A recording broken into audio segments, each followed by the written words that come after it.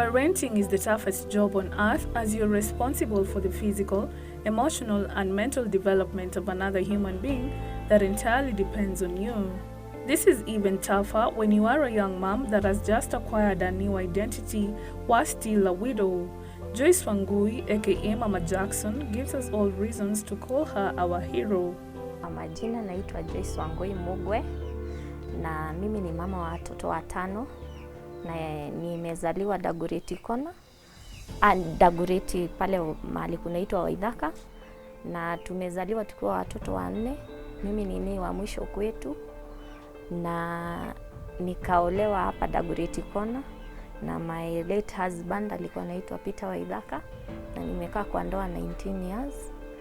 Na Jackson ni first born wangu, amekuwa asaya kuna 19 years, na Shiko na Moyo they are 15, they are twins, na Angel she's 9, na Nicholas kama wako na 3 years.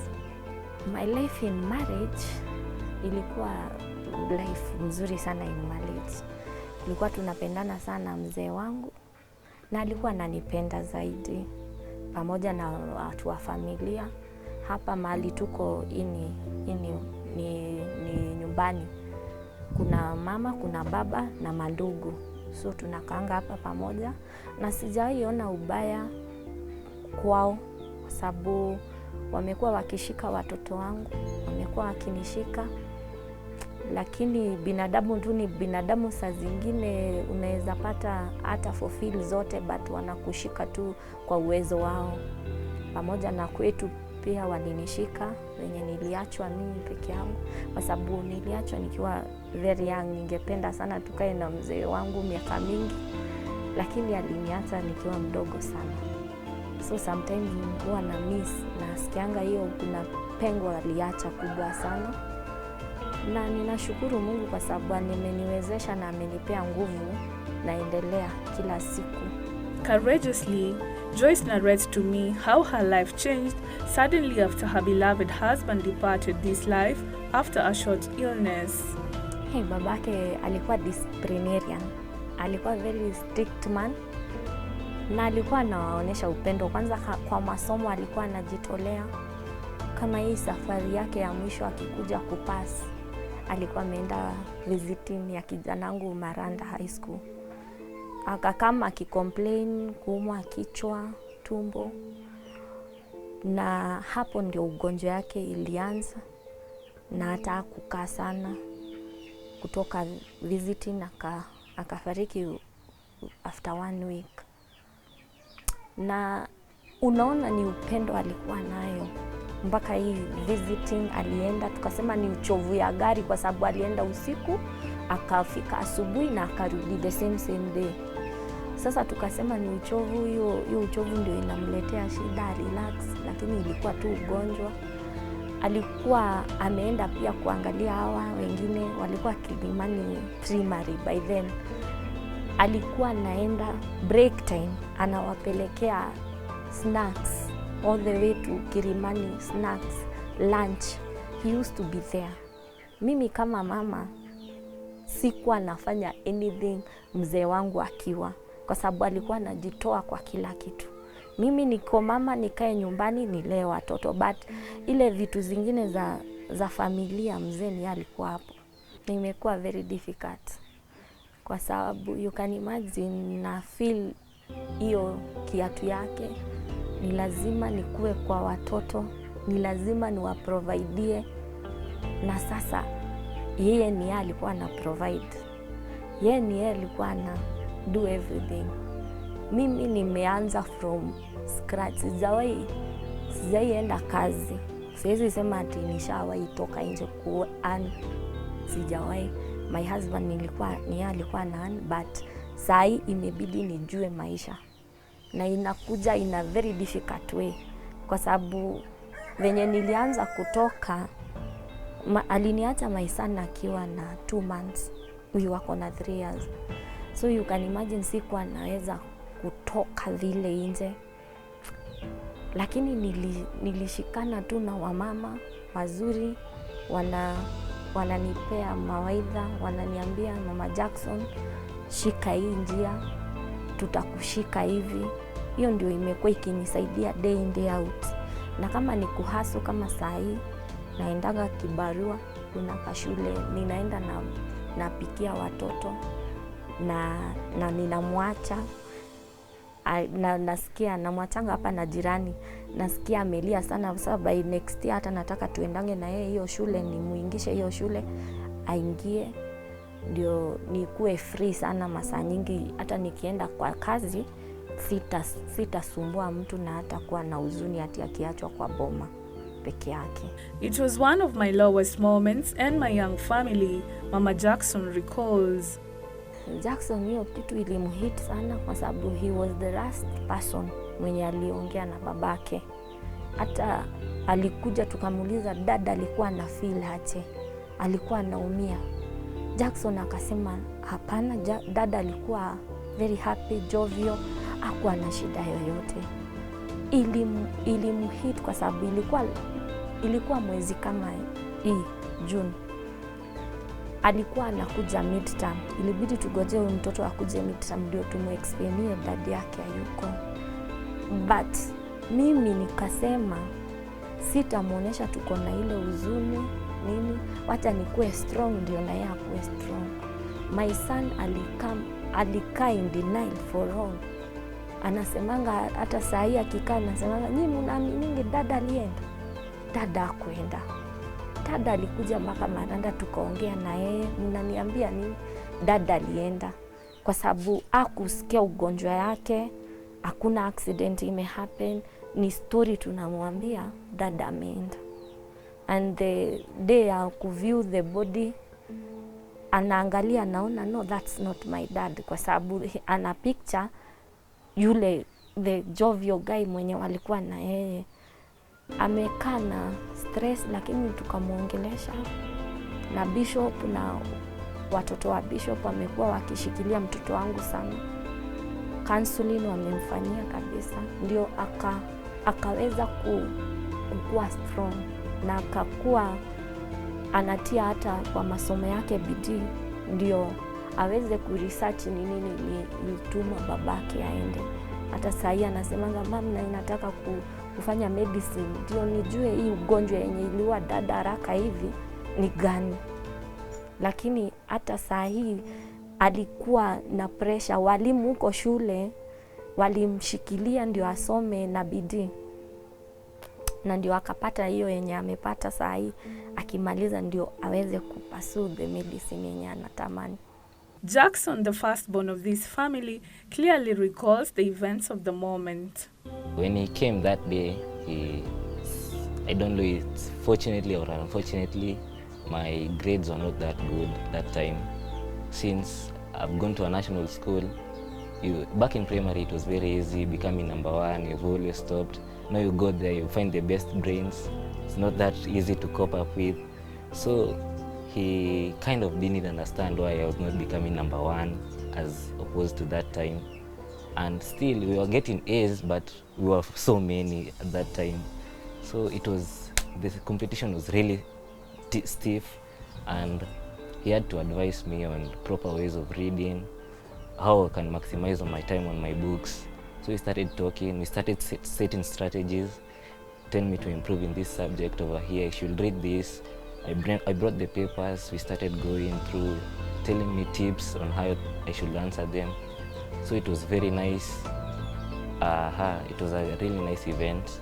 I can't say that he left me badly. So when he told me that he had a headache, he had to go home, I had to release him.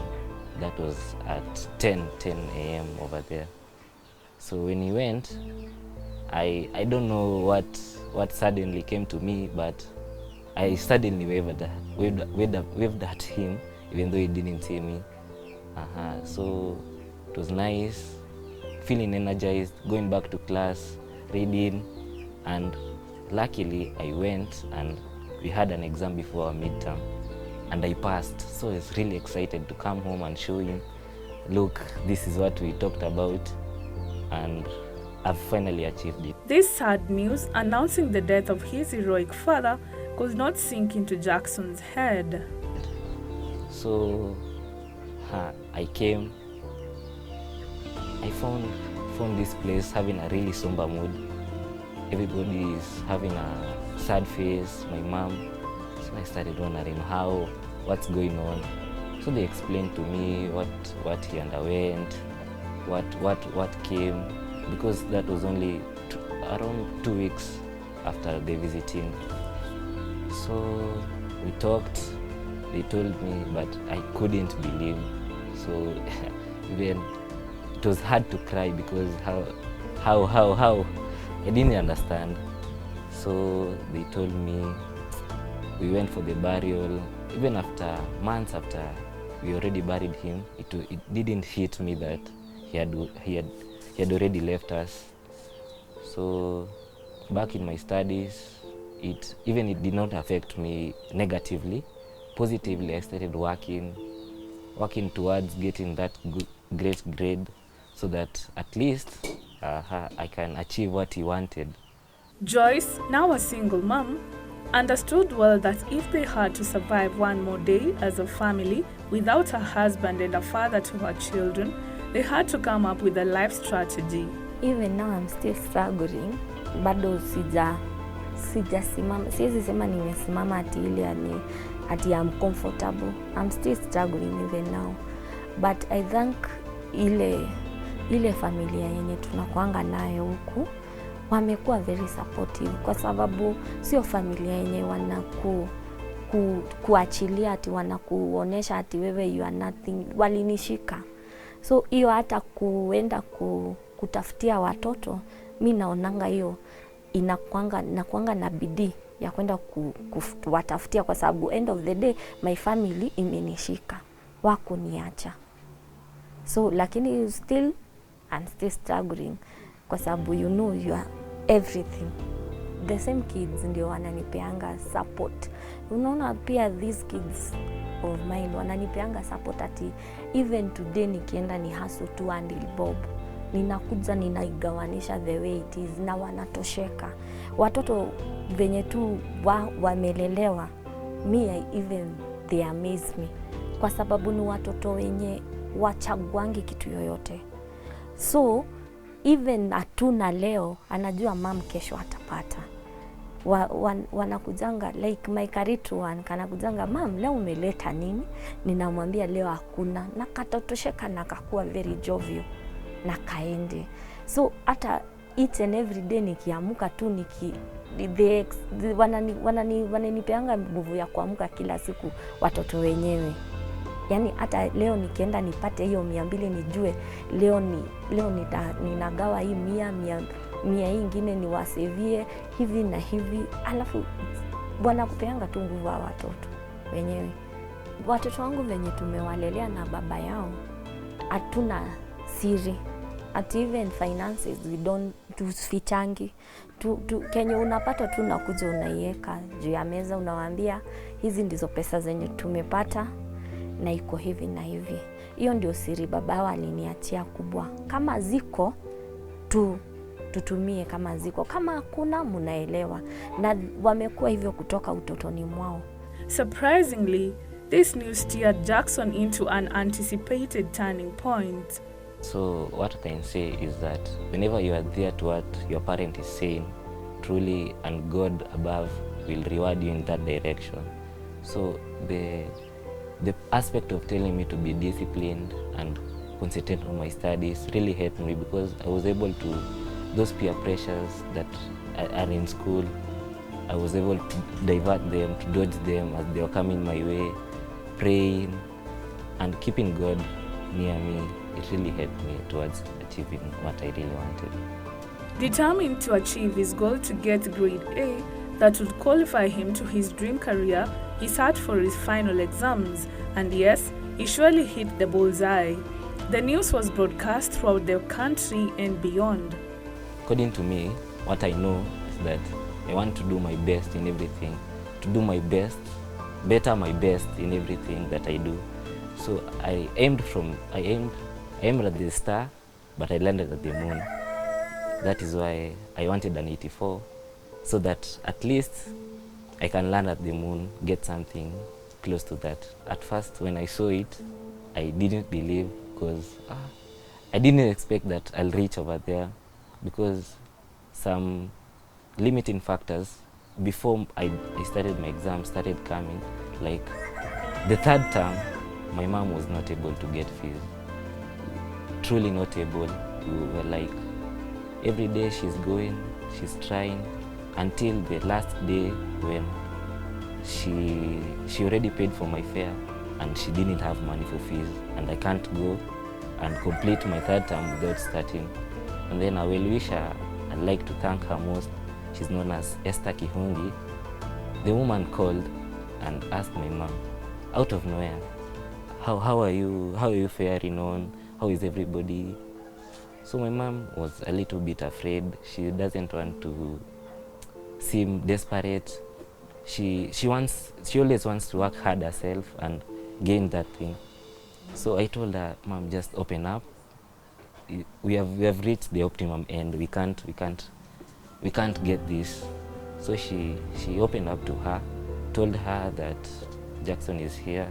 He has to go to school tomorrow at 5 a.m. and he doesn't have this and this. The woman asked how much, and she sent right there, which was it touched my heart, yes, and it made me continue more and more. Up to now, she's still supporting me. She has given me something to do. I really thank her, and may God bless her very much. Discipline, love, and unity runs in the blood of this family, and Jackson is a living testimony of its results. So as per me, I can say that discipline is a self-decision. It's something that you decide yourself. So if you decide that truly I'm not going to follow this path, it's going to be hard to be dodged and swayed to follow that path. So, and also, to maintain that discipline path, you also have to keep God at your bay, near you. It's really beneficial, because in things like those, like Sundays, you commit yourself, do something in church, be active, even if it's going and taking water to the pastor. At least you've served and you've gone away from being idle. You know, an idle mind is a devil workshop, so at least you've kept yourself active, and I believe that really helped, because sikuwa na hiyo time ya kwenda kushinda na marafiki sana, kufikiria kudo negative things in the society. So time tunapatana nao ni wakati wananihitaji, wakati wanataka kusoma, ama something imetokea in the society that we need to do. So hiyo ndio imenisaidia, hiyo ndio nasema. So I'm very grateful for my mom. She has been very supportive. She has been the best. So according to me, I've said that I can see that she has not been the mom that everybody wants, but to me, she's the best. She has always been there.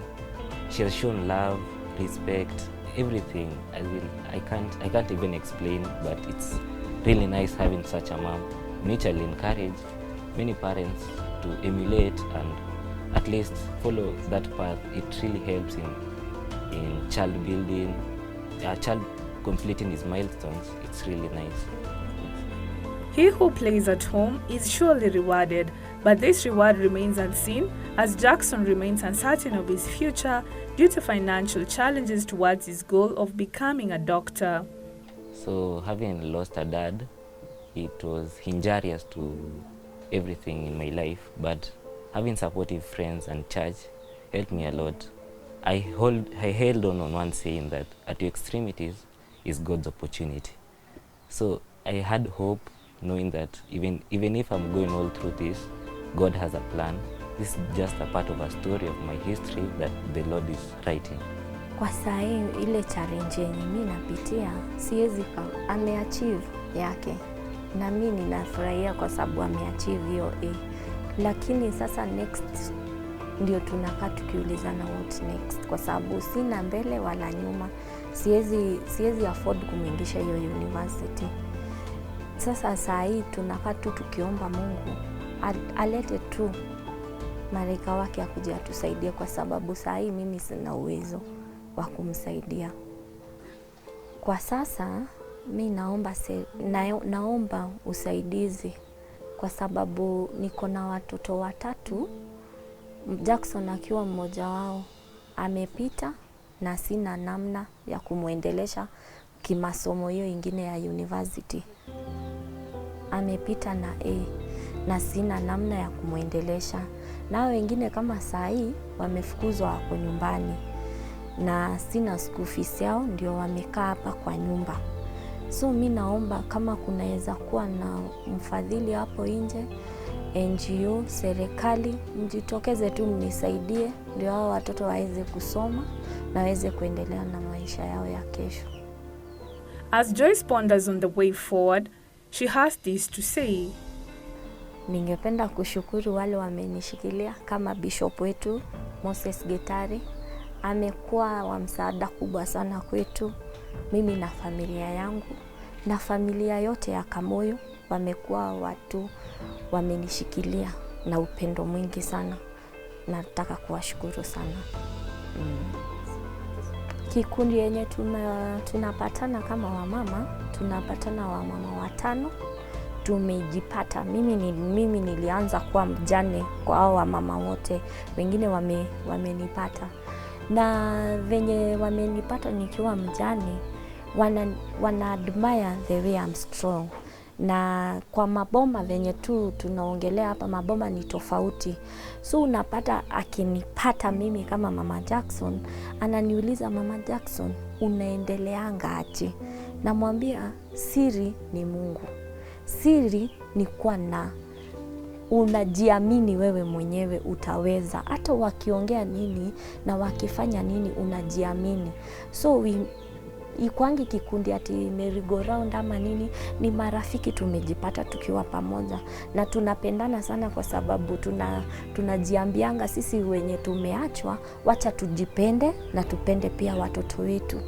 Na tumekuwa hapo for now is 2 years. Tumekuwa sasa tukiendelea pole. Maybe in future tutakuwa kikundi tukijipata, maybe tuko wengi, lakini tuko na maono kubwa. Tukipatana tunaambiananga tunaweza weka merry-go-round, tunaweza weka nini, lakini kwa sasa tunakutana tunatiana moyo pole.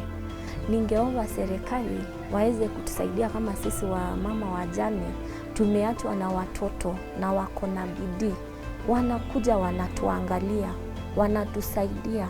Hata kama ni chifu atatuma mashinani akuje anaangalia, kuna watoto wameperform vizuri, wanapewa first priority. Kwa sababu itakuwa aibu sana kama wewe ni mjane, mtoto wako akibaki nyuma na amejitia bidii, amesoma. Hiyo ni aibu kwa kijiji. Lakini mkimsupport kama society, huyu mtoto hata atarudi na atainua mpaka kijiji yetu. Yes, wakuje watusaidie kama wajane. Surround yourself with great people and also hold on to the Lord's word. The church also at most, Bishop, he helped me very, very much. The counseling, his children and her children helped me a lot, and I really thank them for being with me.